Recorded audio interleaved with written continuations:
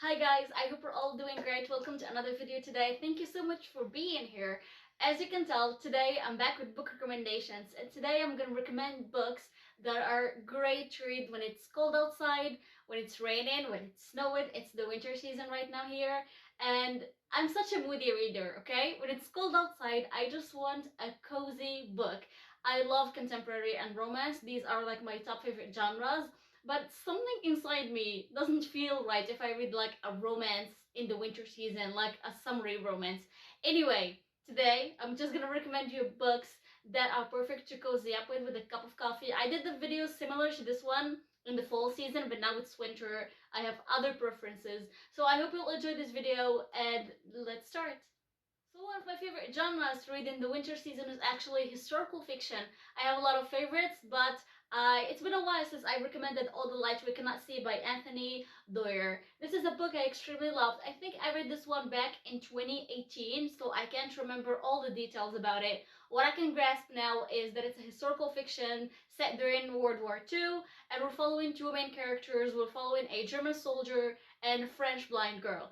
I love stories about set in Europe, like in general, not just World War II. And I love stories set in France, to be more exact, because I just love that country and I can understand the language. Maybe that's one of the big reasons why I love it so much. So anyway, this is a great book. As I said, can't remember actually all the details, but I know that we follow them separately, like how he joined like the Nazi German army thing, and then her life as a blind girl living with her uncle and the struggles. And this book is so devastating because it shows how war is horrible, how none of it matters and none of it actually is worth what actually people go through. So this is a really beautiful book. As you can tell by the cover, even it's really gloomy, so it's set generally in like windy or really cold weather, so you can feel actually the cold in your bones although you're hopefully under a blanket. So All the Light We Cannot See, a book I highly recommend for the winter season. Alright, another book I don't recommend enough is The Shadow of the Wind by Carlos Ruiz Zafón. Why did I lose his name for a sec? Anyway, this is kind of a historical fiction because it's set in 1945 and we're following, I think his name is Daniel, yes.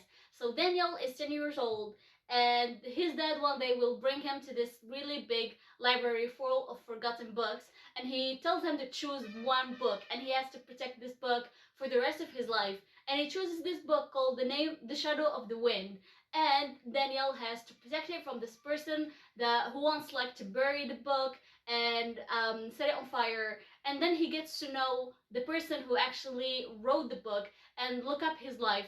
And this book is set in Spain, I think during some war, because I think there's some war here. I'm not sure. I read this book so long ago. But anyway, so this book, as I said, it's set in Spain, and it really has this like really cold goth vibe into it. It really sucks you in.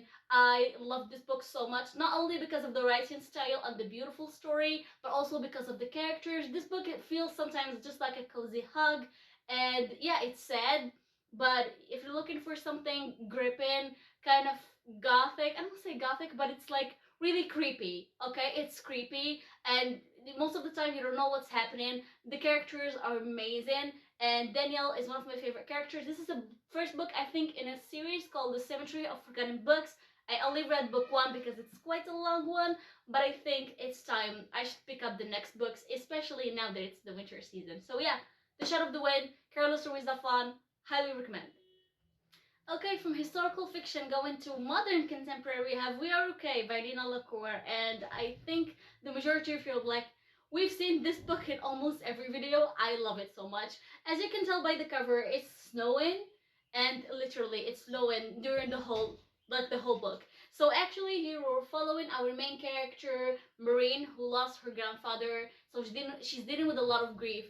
And this book is a lot of flashbacks to the past, but also the present time. She's in uni and her friend pays her a visit, and it's snowing outside. Like the whole 3 days, like a week, her friend visits, it's like continuous snow. So really, it gives you that cozy vibe that it's snowing outside, that it doesn't snow here. I love the snow and I wish it did. It doesn't.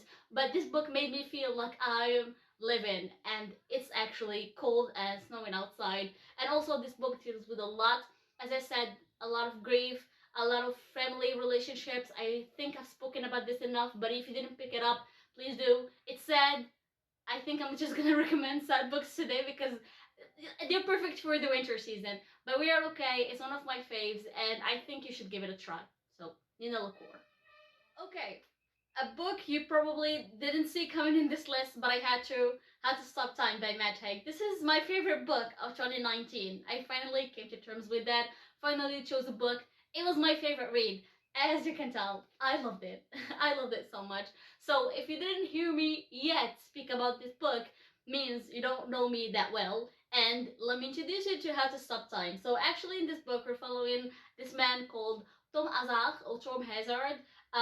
He looks like an ordinary 41 years old history teacher, but actually he's been there for centuries. Like he's been born I think 15-ish, so he lived a long time. And this book is just a lot. It's his journey from the day he was born to now. So if you like the historical fiction aspect of things, there's historical fiction, but there's also like modern day. And with historical fiction books, you usually live in an era, and this book takes you into different eras because one chapter we're in Italy and the next chapter we're in Paris, then we're drinking champagne in London, then there's a war in Vietnam because he has to change countries because people keep suspecting him because he doesn't get old. So we get to live with Tom Hazard and see the world in a different point of view. And this book again is just the kind of book that you will love to read under a blanket when it's like raining or cold outside, and you just cozy up with it. It will take you different places, different times, and it's full of philosophical lessons as in every Matt Haig book. I will never shut up about my love for this author. So if you didn't read this yet, this is your chance, okay? This is your sign. Pick up How to Stop Time. I think you'd enjoy it, especially now in the winter season. Alright, the next book in this list is A Study in Charlotte by Brittany Cavallaro. This is also a first book in the series. I didn't read the rest of the books. I need to sometime soon. No judgments.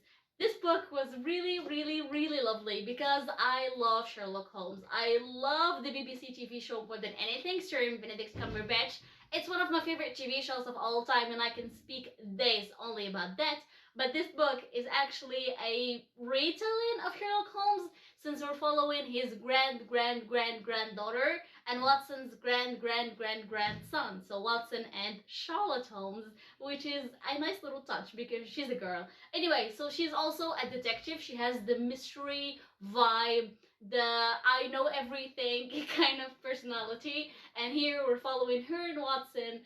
They're like 18 maybe, they're in university, and there's a murder because whenever there's Charlotte or Sherlock Holmes, there is a murder, and they try to solve it together, and it's so entertaining. Okay, I'm not gonna say it's the best book ever written, but it's entertaining. The detective element was well done. Sherlock Holmes' personality was so fun to read, and yeah, because this has like the detective vibes and the murder mystery kind of thing. It was so cozy to read, especially when it was cold. I think I read this, I can't remember. I'm not gonna try. So it's one of these books that are perfect to read in winter. I've said winter like 12 times already, and I hope you're not judging me. But yeah, this is great, and I think I should get my shit together and read the next of the series. So yeah, A Study in Sherlock. Because the first Sherlock Holmes book was a study in something, because the first episode of the TV show is A Study in Pink, a study in One eternity later. a study in Scarlet. I can't remember. A study in Scarlet? No, I can't remember, but it's fine.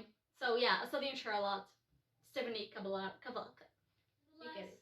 But not least on this list, we have The Woman in the Window by A.G. Finn. This is a really popular book, and I liked it. I gave it 4 stars. I read it back in January, and I loved reading it because I read it only at night when I came from work. It was so gripping. After I finished this, actually, little story time.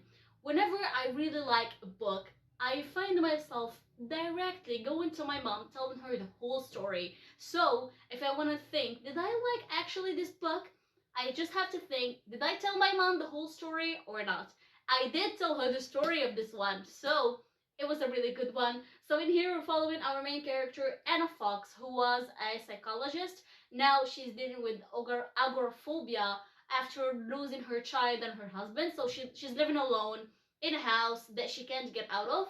And in the house opposite her, like opposite window, she can see them through her window because she looks at the world through her window. I don't know why my hand is doing this, but anyway, she sees a thing. I'm not gonna spoil you. What does it say here? Where she sits watching Anna is instantly drawn to them, perfect family. But one evening, a scream rips through the silence. So something weird and creepy and happens, and she's the only person who saw what's happening. And nobody trusts her because she's fucking crazy and she lives by herself and she's dealing with a lot of shit. So I really like this because it's a psychological thriller. All the time we're like, is she right? Is she wrong? We can't freaking trust her because she's quite insane and we don't know what's happening half of the time, well, more than half the time. I didn't know what was happening and who was right and who was not. And yeah, it was just this kind of gripping. And at the end, when like we know what was happening, I was like, yes, this is good. This makes actually sense. So there's a lot of frame because she's living alone in the house. There's a lot of creepiness. There's a lot of darkness. So it's kind of a book that is great to read. Guess what? They're in the winter time, obviously. So I really recommend The Woman in the Window to read during this season.